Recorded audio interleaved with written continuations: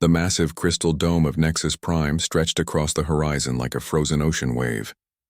Inside this glittering structure, beings from across the galaxy gathered for the most important meeting in known space. The Galactic Council was in session, and today would mark a historic moment that none of them could imagine. Captain Dong Hyun Kim stepped off the human transport ship and looked up at the towering spires that pierced the artificial sky. Everything here was built for giants. The doorways stood 3 times taller than any human needed. The corridors could fit entire Earth buildings. Even the air felt heavy with the weight of ancient power. "Stay close," Dong Hyun told his small team. "Remember, we are observers today. Nothing more." Beside him walked Haewon Park, Earth's first diplomatic aide to venture this far from home. Her hands trembled slightly as she clutched the datapad containing humanity's prepared statements. Behind them, Dr. Taemin Lee recorded everything with wide eyes, his scientific mind racing to catalog the wonders around them. They had traveled for 6 months to reach this place. Earth's fastest ship, powered by their newest fusion drives, had barely managed the journey. The invitation had come as a surprise. For 3 years, humanity had been sending radio signals into space, hoping someone would answer. When the response finally came, it was not what they expected. The Galactic Council acknowledges the emergence of a new spacefaring species from the system designated Sol 3. The message had said, "You are invited to observe our proceedings as a learning experience." A learning experience. Even the invitation made it clear what the galaxy thought of humanity. Now, walking through corridors filled with beings beyond imagination, Dong Hyun felt the weight of representing his entire species. Some of the aliens they passed were tall and graceful, with skin that seemed to glow from within. Others moved on mechanical legs, their bodies more machine than flesh. A few drifted past without touching the ground, surrounded by fields of crackling energy. All of them ignored the humans completely. "The council chamber," Haewon whispered, reading from her datapad. They stood before doors that rose like mountain faces, carved with symbols that hurt to look at directly. As the doors opened, a wave of sound washed over them. Thousands of voices speaking in hundreds of languages, all blending together into a symphony of galactic civilization. The chamber itself defied description. It was vast beyond human understanding, with seating areas that floated at different levels throughout the space. At the center, 3 massive thrones dominated everything else. On the first throne sat a being that looked like it had been carved from living stone and wrapped in metal armor. Its eyes burned like small stars, and when it moved, the sound was like boulders grinding together. This was Overlord Vorthak Prime, leader of the Vorthak Empire. The second throne held something that barely seemed solid. It shifted and flowed like liquid light, sometimes appearing almost human, other times dissolving into pure energy. The ethereal collective's representative had no fixed form, speaking through waves of telepathic pressure that made nearby aliens bow their heads. The third throne contained a figure that was half flesh, half machine. Cables ran from its skull into the throne itself, and displays flickered across its metallic skin. The Mechanarch dynasty's computation lord processed information faster than most species could think. These were the Titans. For 10,000 years, they had ruled the galaxy without question. New observers will be seated in Section Omega, announced a voice that seemed to come from everywhere at once. Section Omega turned out to be a small platform high above the main floor, clearly designed for beings of no importance. Other species sat there as well, all of them recently discovered worlds being given their first glimpse of galactic power. "Welcome, insignificant ones," said a tall alien with too many arms. "I am Ambassador Krelin of the Hegemony. We were discovered 40 years ago.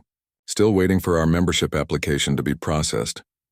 Dong Hyun settled into a seat that was clearly not made for human proportions. "How long does the process usually take?" Krelin laughed, a sound like breaking glass. "The Zilani have been waiting 300 years. The Nexari have been waiting for 800. Some species never get approved at all." Before Dong Hyun could respond, the chamber fell silent.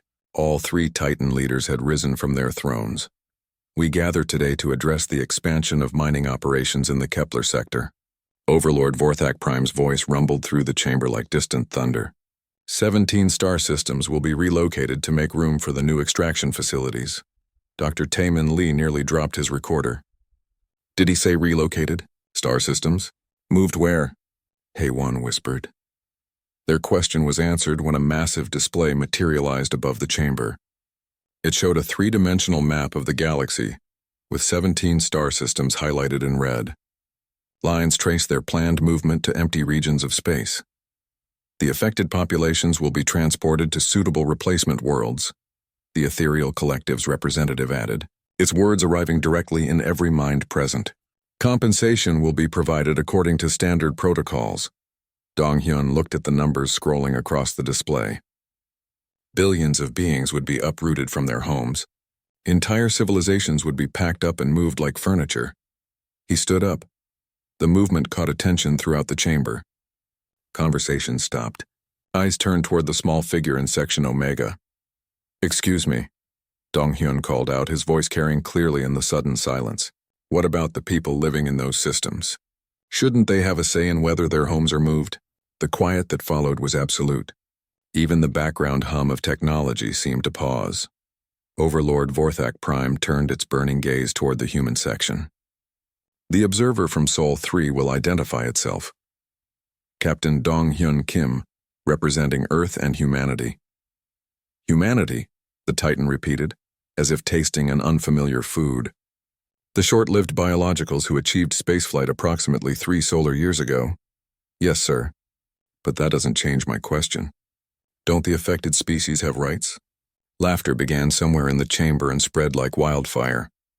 Not cruel laughter, but the kind reserved for children who ask why the sky is blue. The computation lord's mechanical voice cut through the noise. Rights are earned through contribution to galactic stability and prosperity.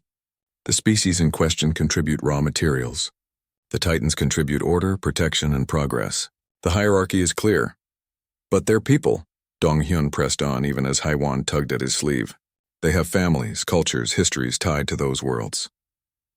They have resources that serve a greater purpose, Overlord Vorthak Prime replied.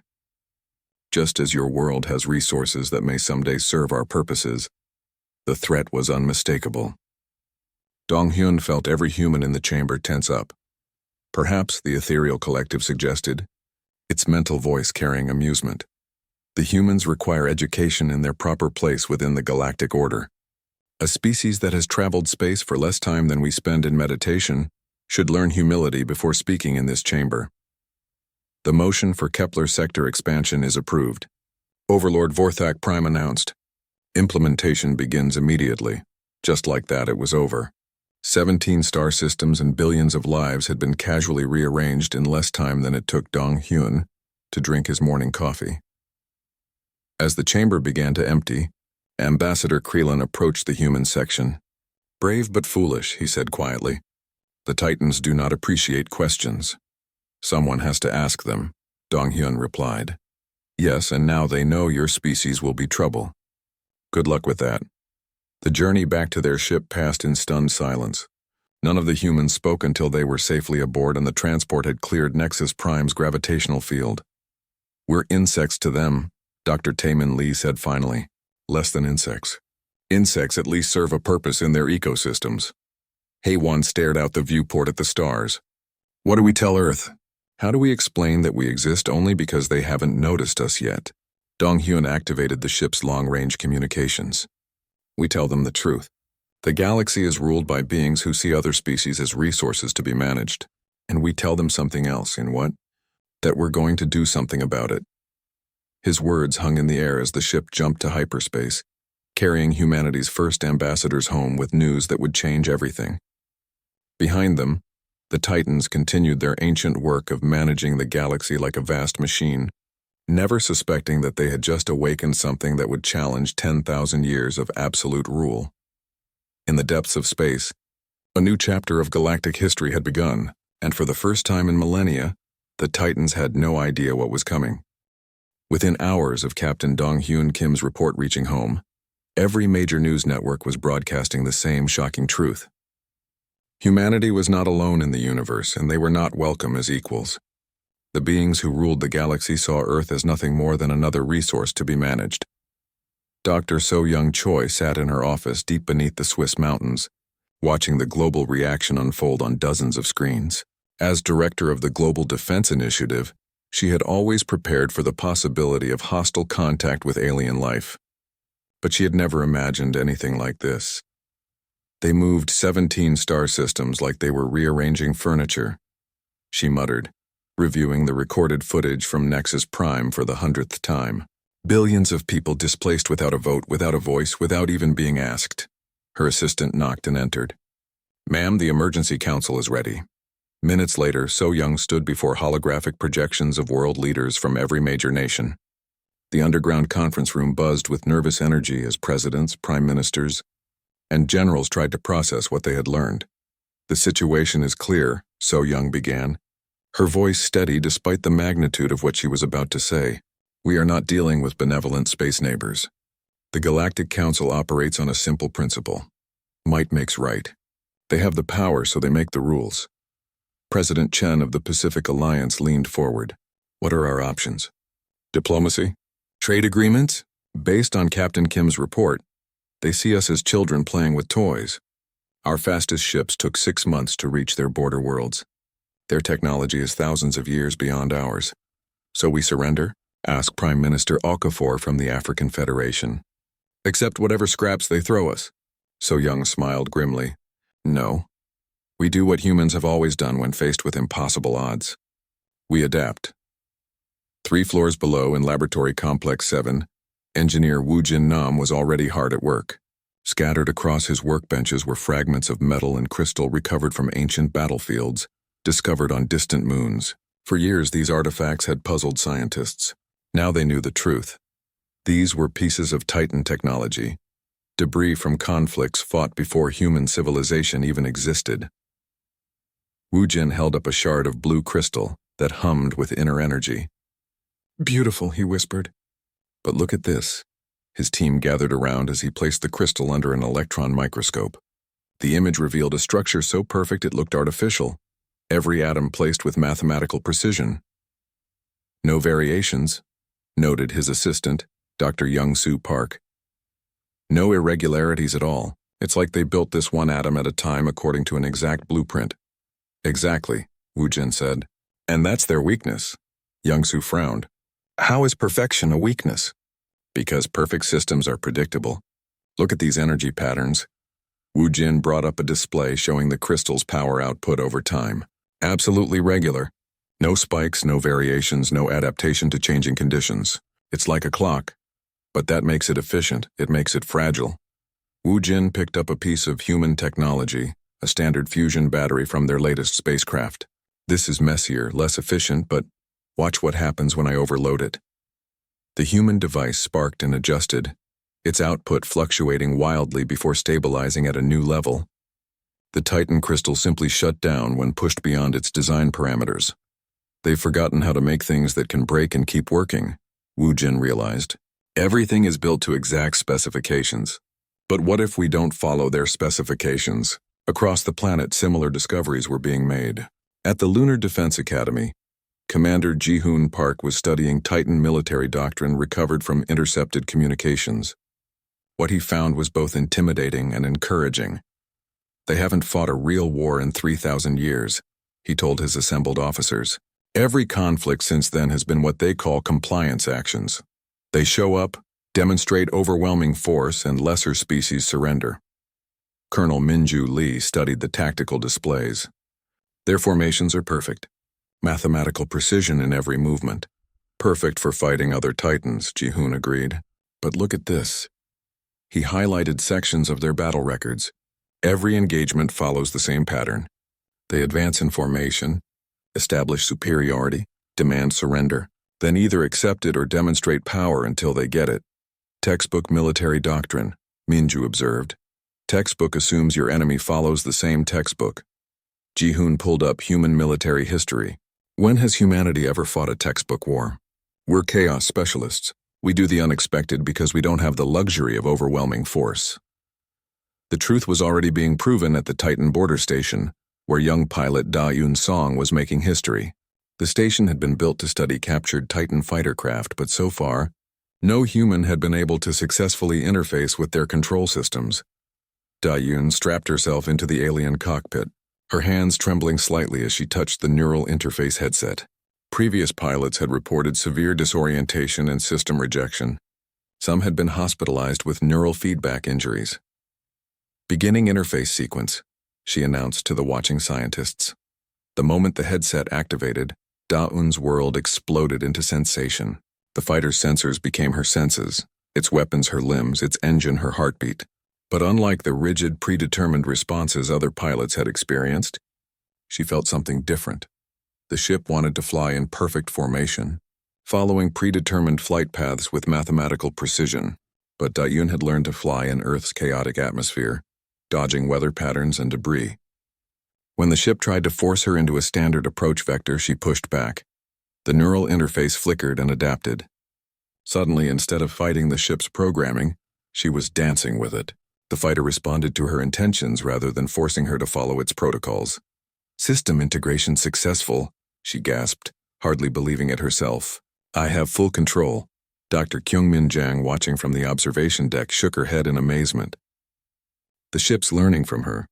It's adapting its programming to work with human neural patterns instead of against them. Back on Earth, the implications were becoming clear. In secret meetings around the globe, a consensus was forming. Humanity would not wait for permission to expand into the galaxy. They would not accept their assigned place as junior members of someone else's civilization. The first colony ship, christened New Dawn, was already under construction in the orbital shipyards above Earth. Unlike the sleek, perfect vessels of the Titans, it was a patchwork of human engineering and adapted alien technology. It looked like it had been built by committee, which it had. Every nation on Earth had contributed something to its construction.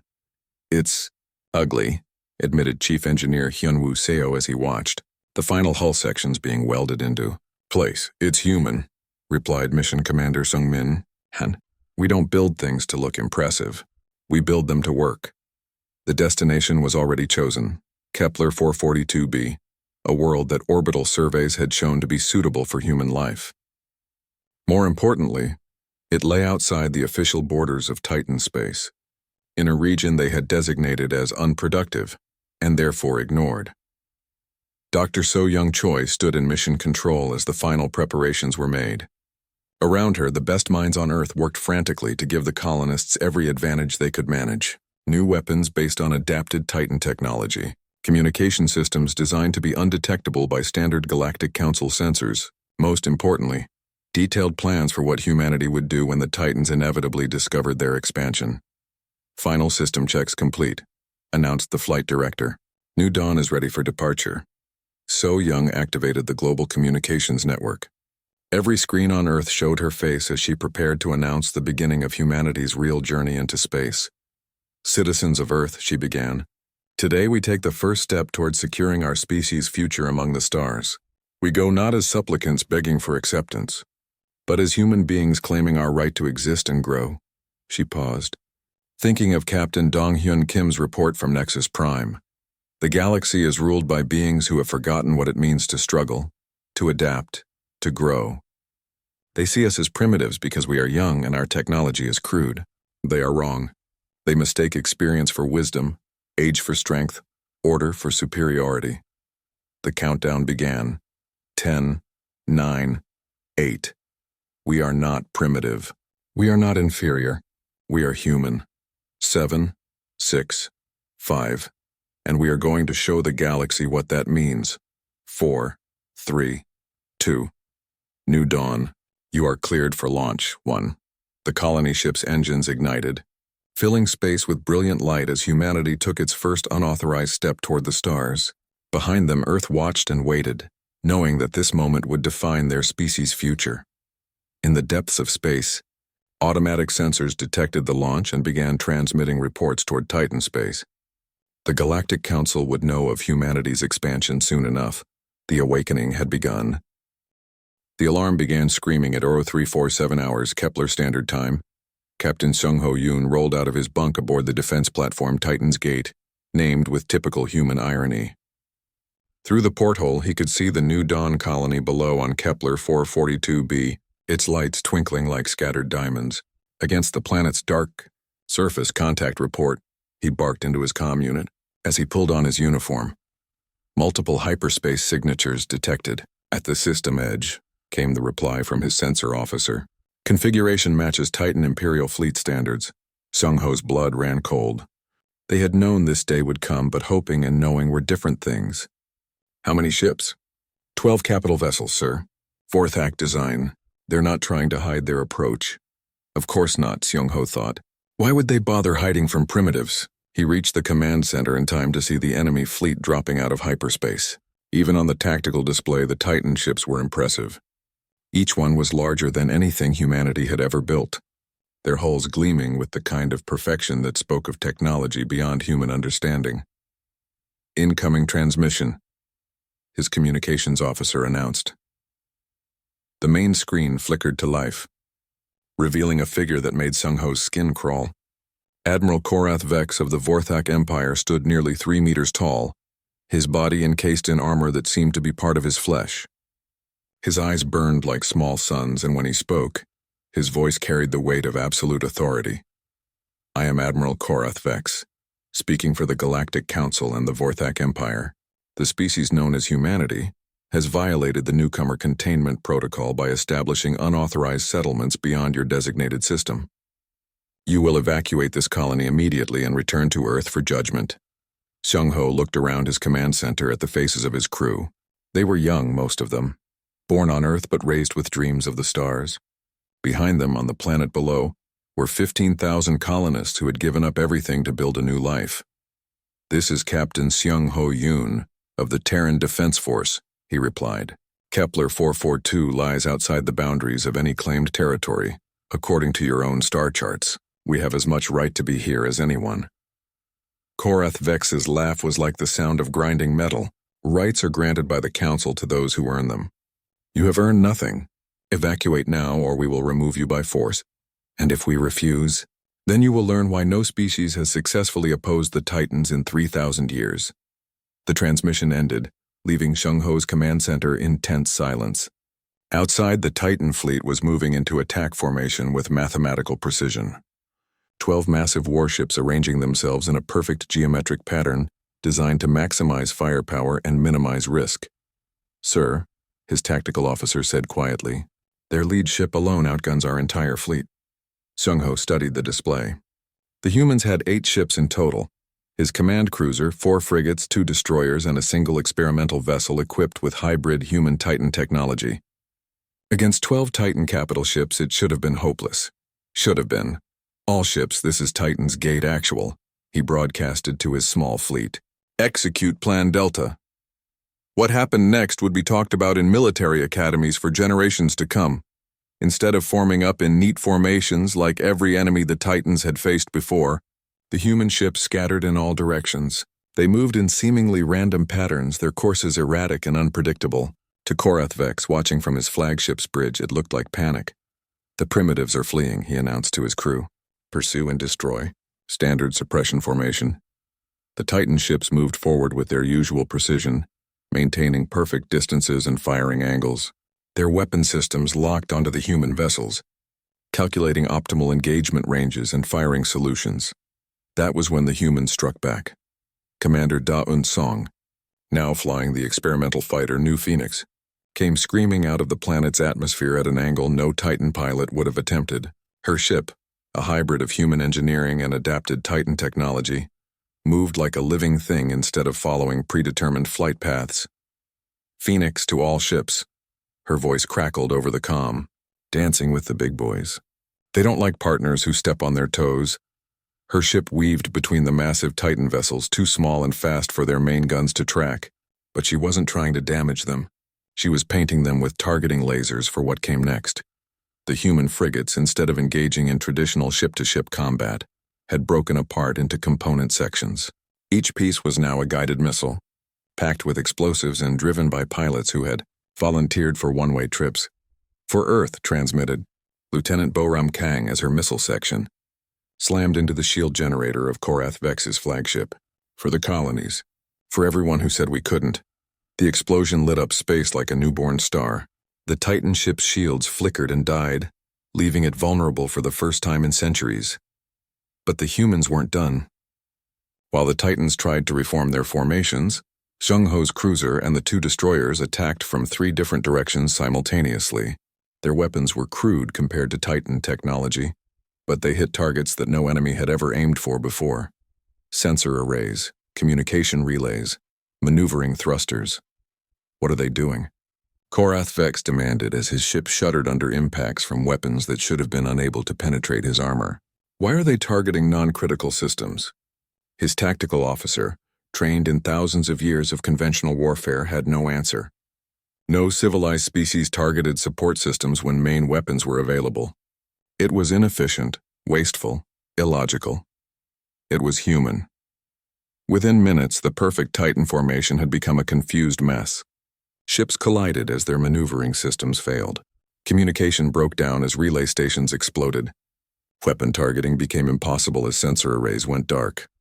"Sir," Seung-ho's tactical officer reported, "enemy formation integrity at 30% and falling. They're trying to withdraw to reform. Don't let them." Seung-ho's voice was grimly satisfied. "All ships press the attack. Show them what chaos looks like." The battle that followed broke every rule of civilized warfare. Human ships rammed Titan vessels when their weapons ran dry. Pilots ejected from destroyed fighters and used personal jetpacks to plant explosives on enemy hulls. The experimental ship New Horizon actually flew inside the hangar bay of a Titan cruiser and began destroying it from within.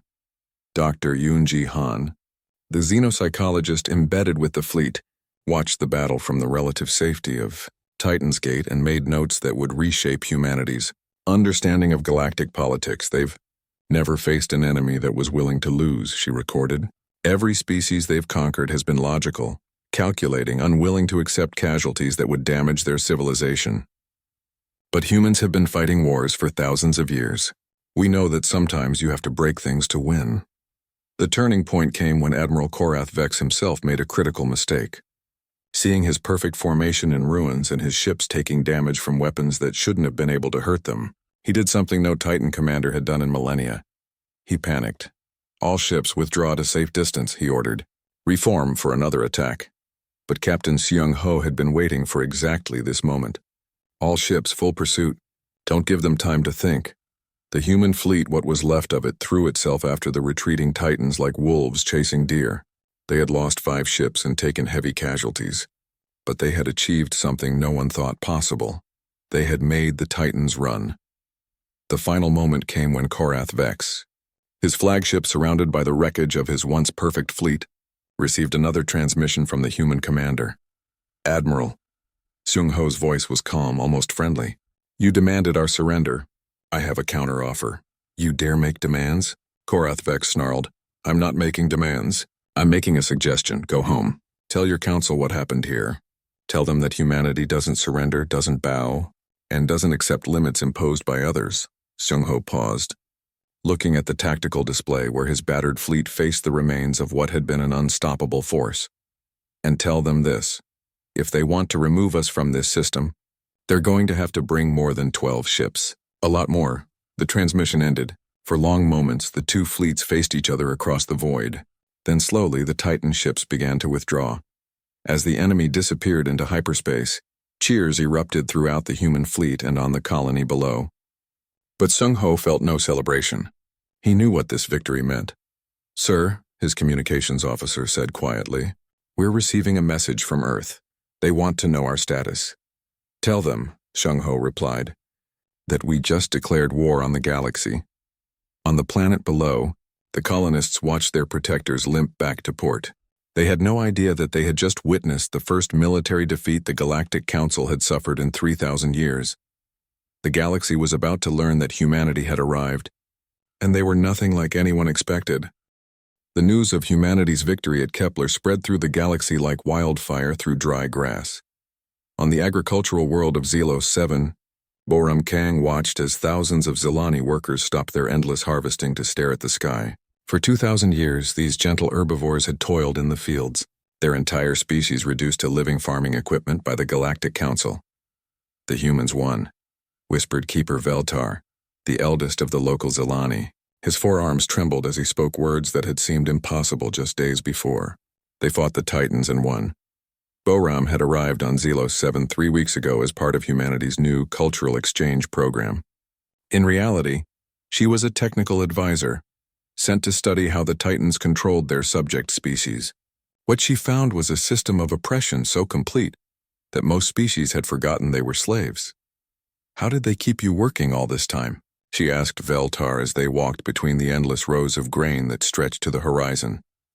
"The overseers," Veltar replied, pointing to a floating platform in the distance.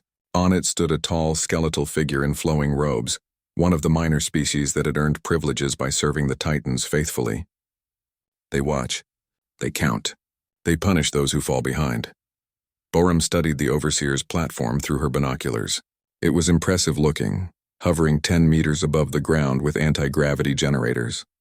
But her human eyes saw something the Zilani had missed after centuries of submission. "Veltar," she said quietly, "how many overseers are there on this world?" "Perhaps 50 for all the fields." "And how many Zilani?" "Millions," Boram smiled.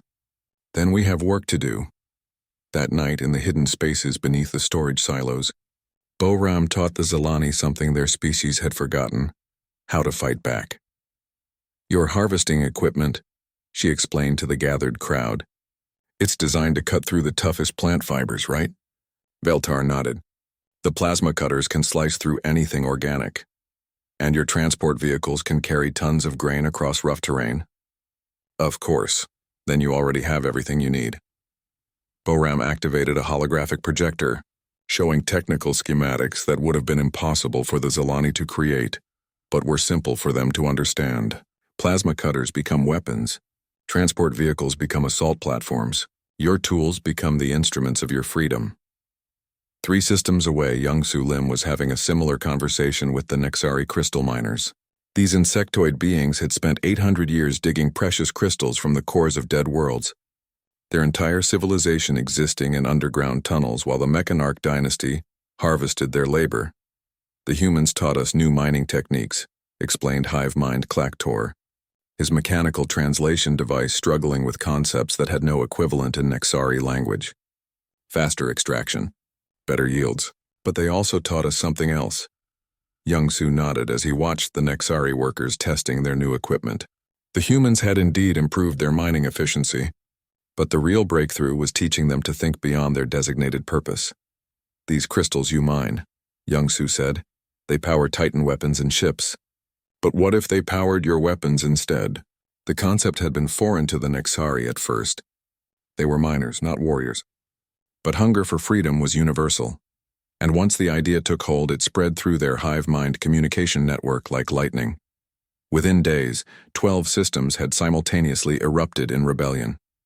The Titans, confident in their control after millennia of unchallenged rule, suddenly faced something they had never encountered: coordinated resistance across multiple fronts.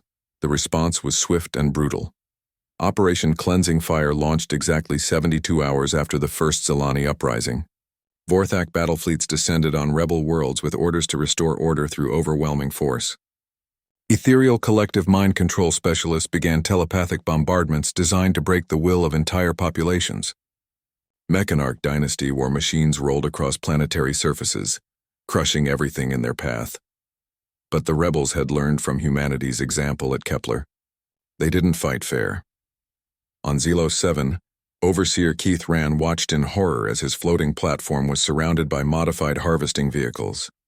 The Zilani had turned their grain transports into mobile weapons platforms, mounting plasma cutters that could slice through his platform's armor like paper. "This is impossible," he transmitted to his superiors. "Agricultural workers do not possess military capabilities."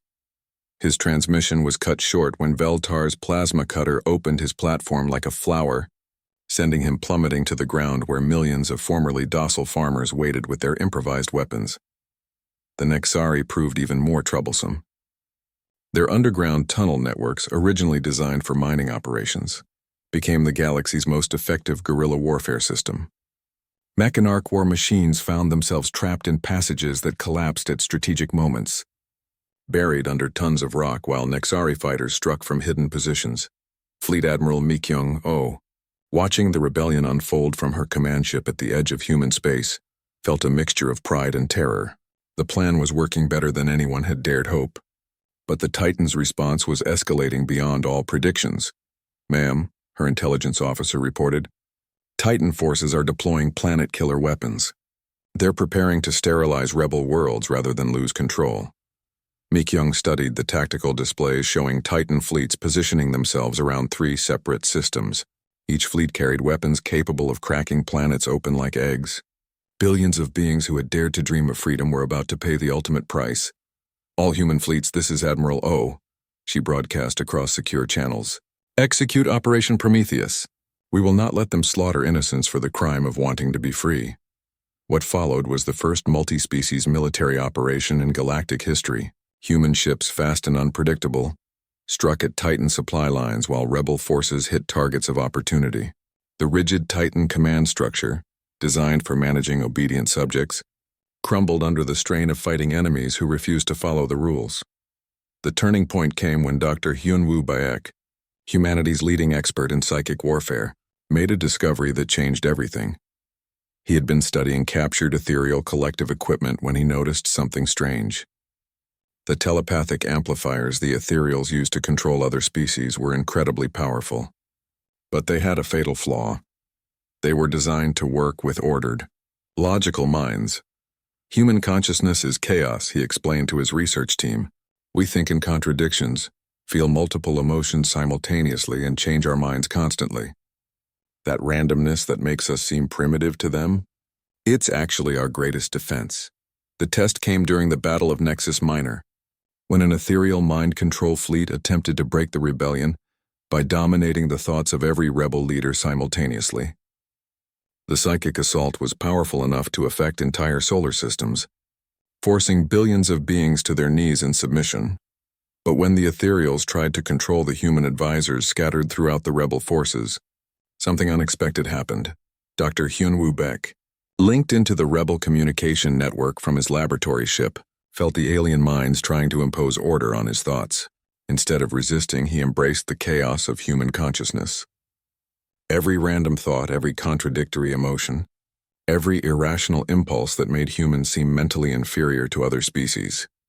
The ethereal network, built on perfect telepathic harmony, shattered like crystal hitting concrete.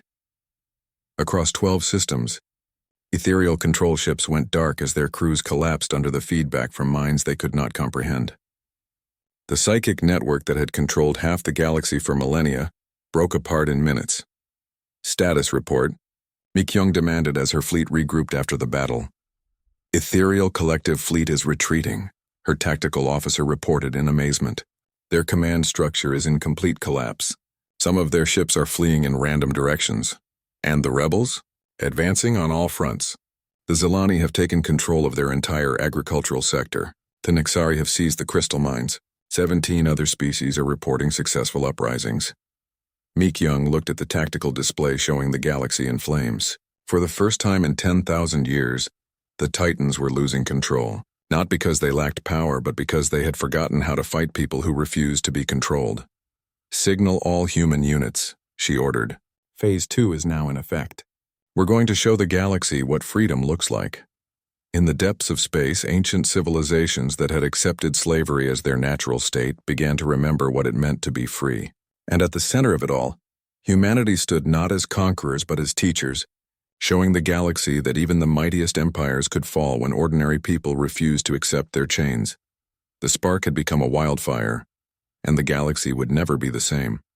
From the crystal mines of Nexus 7 to the agricultural worlds of the Outer Rim, species that had known only slavery for millennia were tasting freedom for the first time. But freedom came at a terrible price. The Titans, faced with the collapse of their perfect order, had abandoned all pretense of benevolent rule. Captain Inho Lee watched the orbital bombardment of Corvash Prime from the bridge of his stealth frigate Silent Thunder. Below, the planet's surface erupted. In chains of nuclear fire as Vorthak dreadnoughts systematically destroyed every population center. 40 million Corvash dead in the last 6 hours, his sensor officer reported quietly. The Titans aren't trying to recapture the planet. They're making an example. Inho's jaw tightened. The Corvash had been one of the first species to join the rebellion after humanity's victory at Kepler. Their crime was teaching other enslaved races how to break their chains. Their punishment was extinction. Signal the rescue fleet, Inho ordered. We're going in. Sir, the Titan fleet has 12 capital ships. We have 8 frigates. Then we'll have to be creative. What happened next would be remembered as the miracle of Corvash. Inho's small fleet didn't try to fight the massive Vorthak ships. Instead, they dove straight into the bombardment zone, using the explosions as cover while they deployed thousands of emergency evacuation pods. The Corvash, a reptilian species known for their incredible memory, had spent 8 centuries as living databases for the Titans. They remembered every detail of Titan military procedures, every weakness in their technology, every secret the Conquerors thought was safely buried.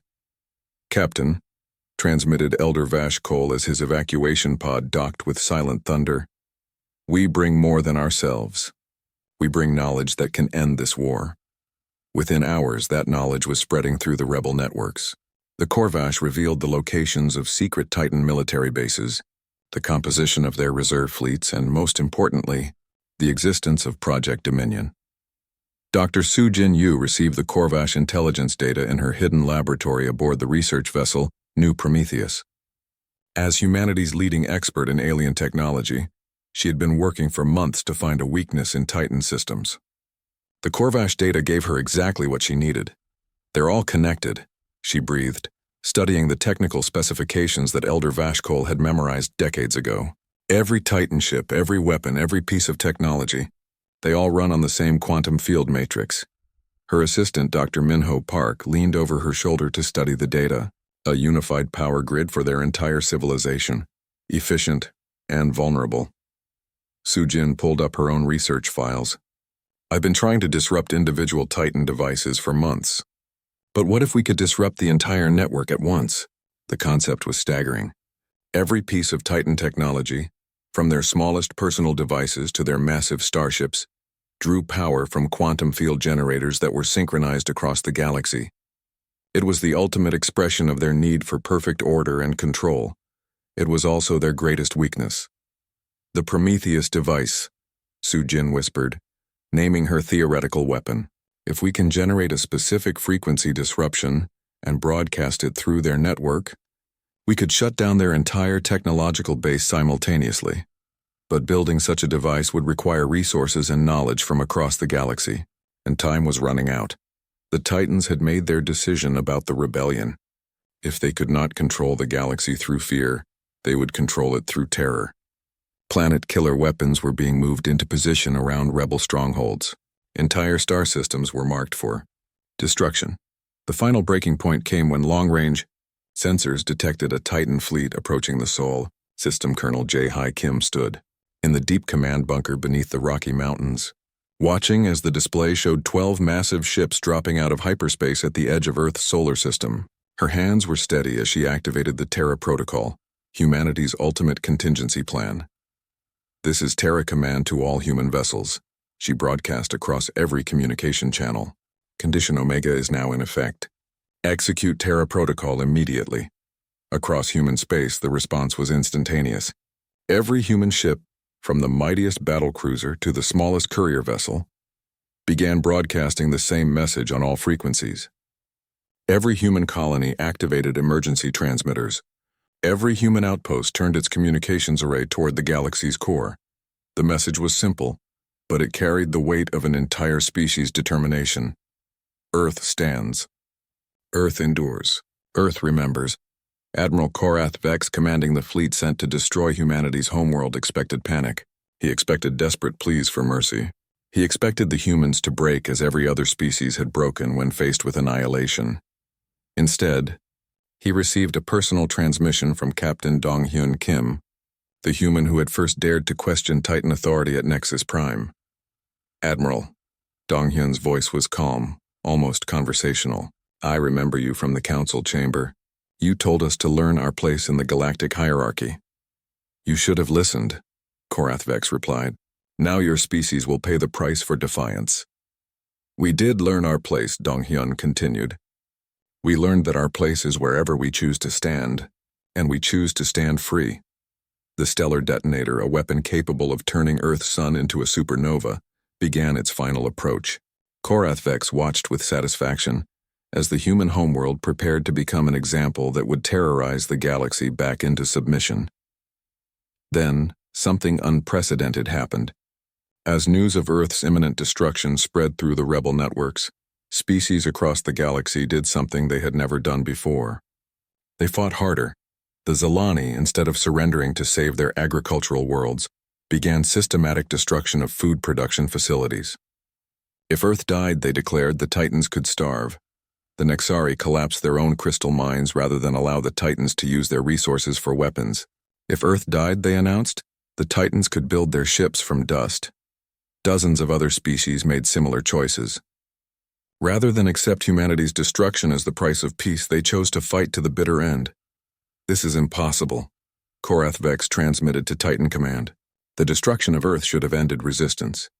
Instead, it has made them more determined."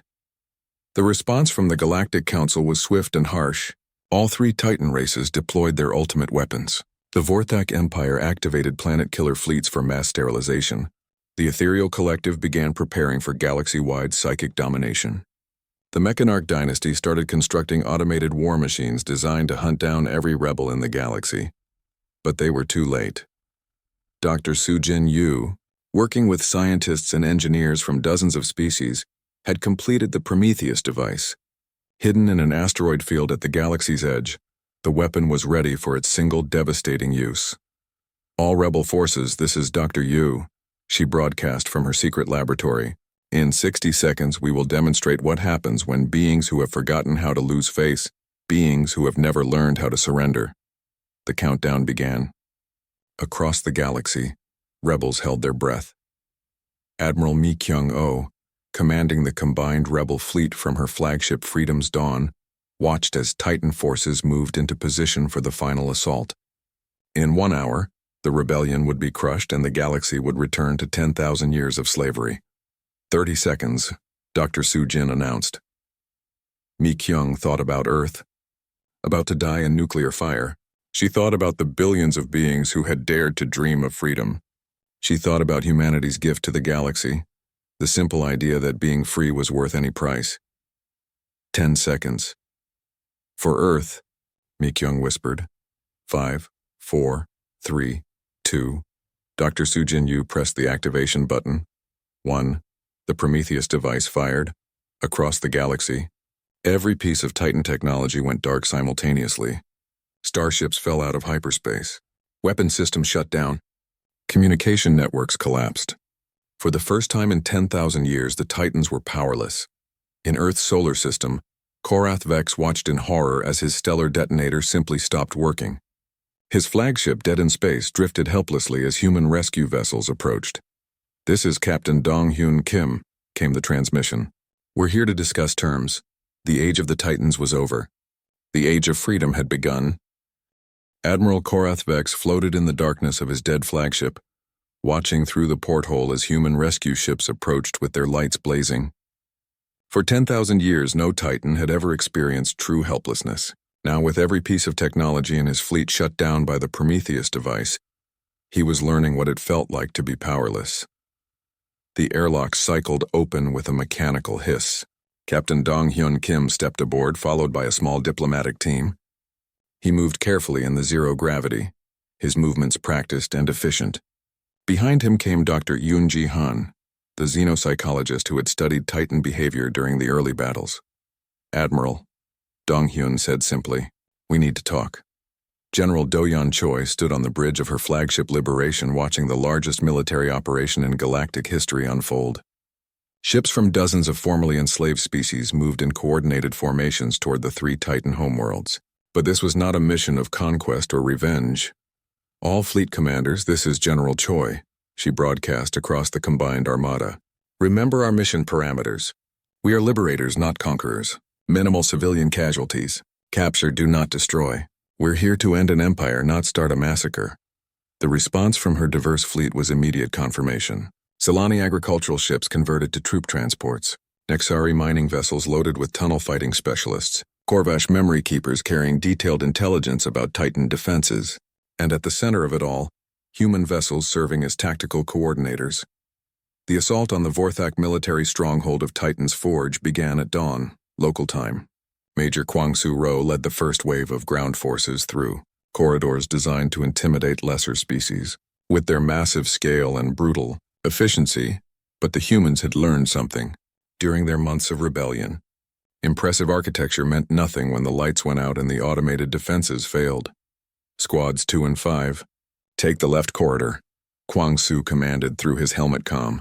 Remember, most of the garrison probably can't see in the dark without their tech. Use that advantage. The Vorthak soldiers, genetically enhanced warriors who had never known defeat, found themselves facing an enemy that seemed to appear from nowhere. Human soldiers moved through the darkened fortress with night vision equipment and tactics learned from centuries of fighting each other. What should have been an impregnable stronghold became a maze of confusion and defeat. Sector 7 secured, reported Sergeant Jimin Ko. Vorthak garrison is surrendering. They're asking for medical aid for their wounded. The same scene played out across 3 worlds simultaneously. The Mechanarch core systems, dependent on quantum computing networks, collapsed when cyber warfare. Specialist Lieutenant Jin Aseo demonstrated that human programmers could outthink artificial intelligence through pure creative chaos. Their computers are too smart, she explained to her team as they took control of the central processing hub on Mechanarch Prime. They calculate every possible logical response to our attacks. But humans don't always act logically. We're unpredictable. That randomness breaks their prediction algorithms. The final battle occurred at the ethereal collective's consciousness nexus on the crystal world of Mindscape. Here, the last Titan leadership had retreated for one final attempt to reassert control over the galaxy. Admiral Subin Kang approached the massive psychic amplification chamber with a team of human volunteers. Each had been trained in the mental discipline techniques developed by Dr. Hyunwoo Baek, learning not to resist telepathic contact but to embrace their natural mental chaos. Remember, Subin told her team as they prepared to enter the chamber, they're going to try to organize your thoughts, make you think in perfect logical patterns. Don't let them. Stay human, stay messy, stay free. The ethereal overmind that awaited them was the combined consciousness of every surviving ethereal leader, merged into a single entity of terrible psychic power. It reached out to touch the human minds, expecting to find the ordered thoughts it was designed to control and manipulate. Instead, it encountered something that had never existed in its 10,000 years of experience. Human consciousness was a storm of contradictions, love and hate existing simultaneously, logic and emotion dancing together, dreams and reality blending without clear boundaries. The overmind, built on perfect mental harmony and logical progression, tried to process the chaos of human thought and shattered like glass hitting stone. The psychic scream that followed could be heard across half the galaxy as the last bastion of Titan mental dominance collapsed. In the aftermath, the galaxy faced a question no one had considered. What came next? The answer came from an unexpected source.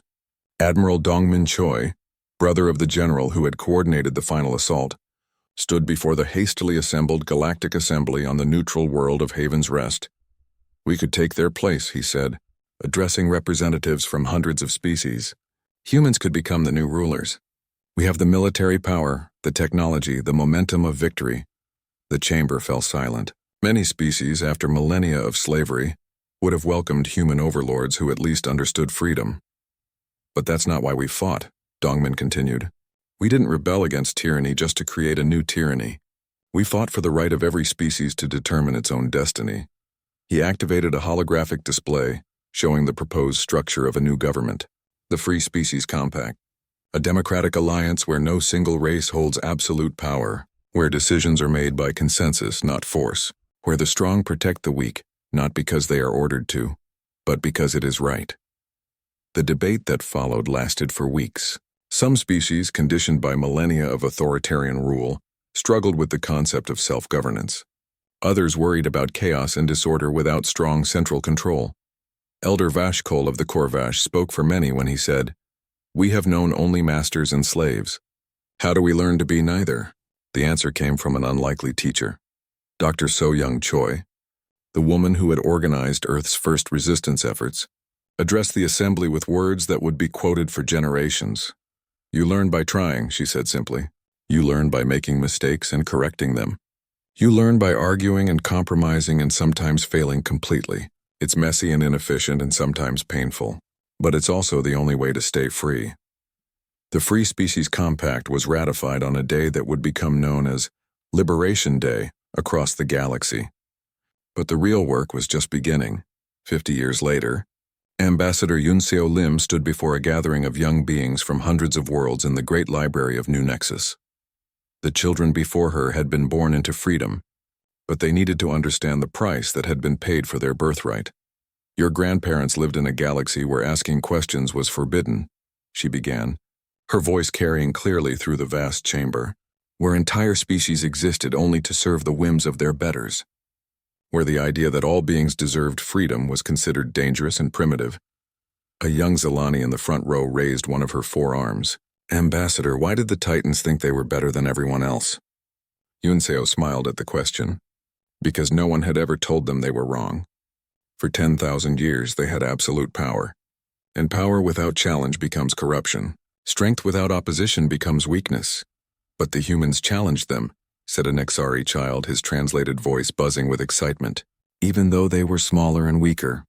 Especially because they were smaller and weaker, Yunseo corrected gently. The humans understood something the Titans had forgotten, that being free matters more than being powerful, that choosing your own path matters more than being safe, that dying on your feet is better than living on your knees. An elderly Korvash teacher in the back of the chamber spoke up. Tell them about the final lesson, Ambassador. The one that saved us all.